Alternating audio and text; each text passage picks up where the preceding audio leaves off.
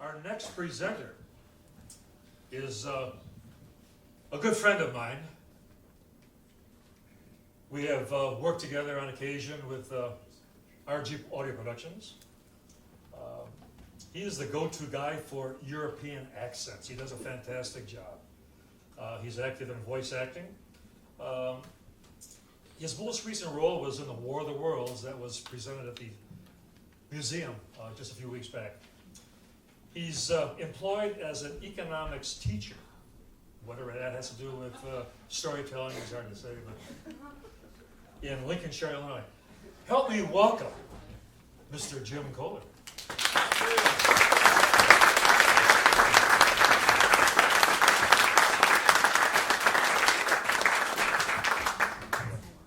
Thanks, Dan. What do economics teachers do? We make stories. The economy is good. Isn't it? Yeah. Because look at my data. Of course, you could look at that data and say it's bad. But we are storytellers. Well, tonight I'm going to tell you the story of the redheaded girl. There are several redheaded girls here, so this is in your honor. 50 years ago this year, when I was in high school, I had a friend of mine, his name was Jeff Welch. And Jeff Welch had a 1965 GTO gunmetal gray convertible, the hottest car in school. And I went to New Trier High School in Winnetka, Illinois. And in the fall, we, during football season, if there was an away game, we would have a motorcade. And the motorcade would be a parade of cars that would go down to the football game.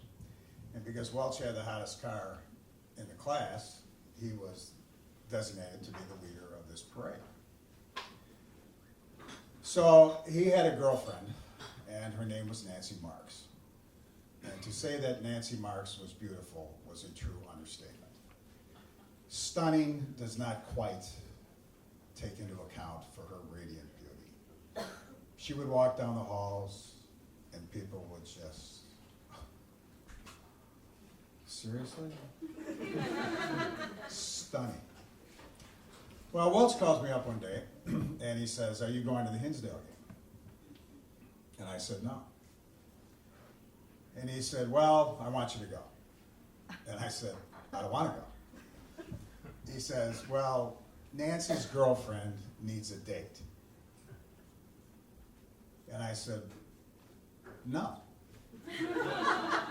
And he said, "Well, now we can go to the football game, and then after the football game, we can go to the sock hop that we had in the gym after the game." And we didn't actually hop around in our socks. What we did is we took our shoes off and we danced in our socks because the finishes on the gym floor couldn't take street shoes. So anyway, I said, no. So he said, "You gotta go." And I said, "I don't wanna go." And he says, "I'll lend you my car." I said, "I'm going." So I said, "Well, before we go over to Nancy's to pick him up," I said, "What does she look like?" And I will never forget this. He said, "Well, if you look at her for a while, she's not that bad." And I thought about that. And I said to myself, I said, "Well, at least I get the GTO." So we went over to Nancy Mark's house to pick her up. In fact, I drove by there last week down memory lane. And we rang the doorbell. Door opened, and there was Nancy Marks in her radiant beauty. It was like the wind was blowing in this beautiful blonde hair with the halo behind it. You're sitting there going,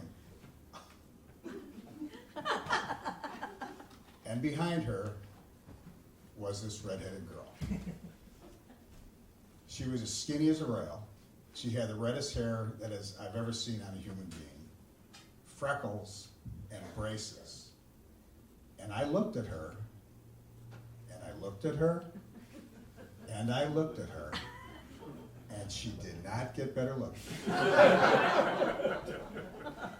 So she says, "Hi." And I'm sitting there going, there is no car that is worth it.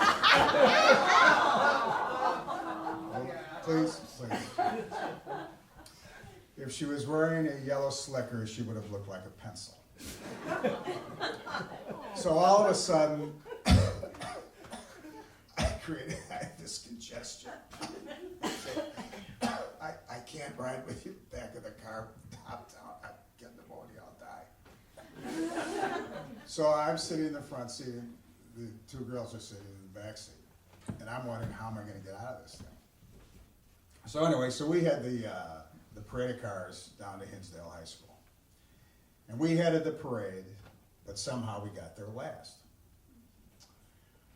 Well, we had to go by the whole line of the visitors' bleachers to get to our seats.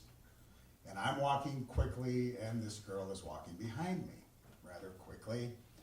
And my friends are calling from the bleachers, "Hey, Kollar, where'd you get that?"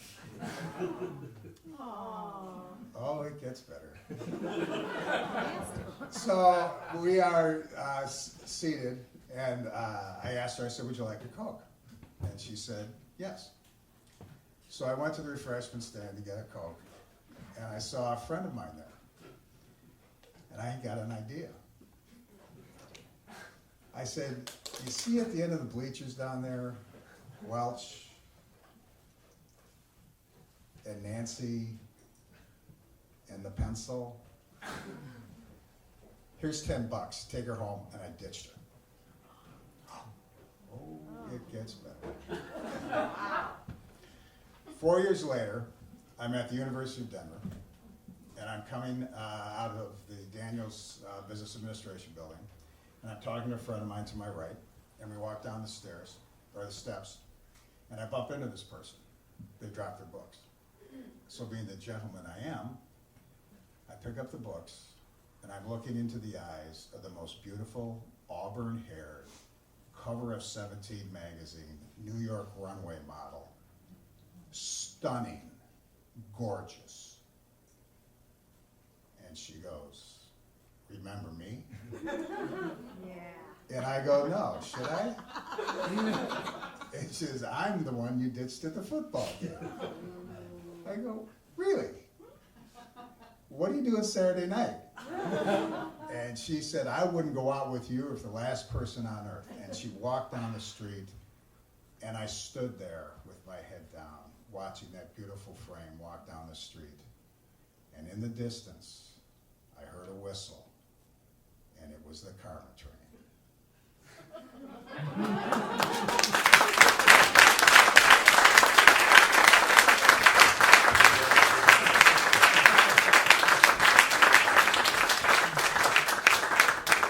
Talk about human interest. Talk about all you want. Good job, Jim. Very well done.